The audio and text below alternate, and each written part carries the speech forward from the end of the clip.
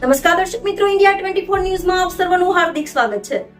આપ જોઈ રહ્યા છો ગુજરાતના અને દેશભરના સમાચાર.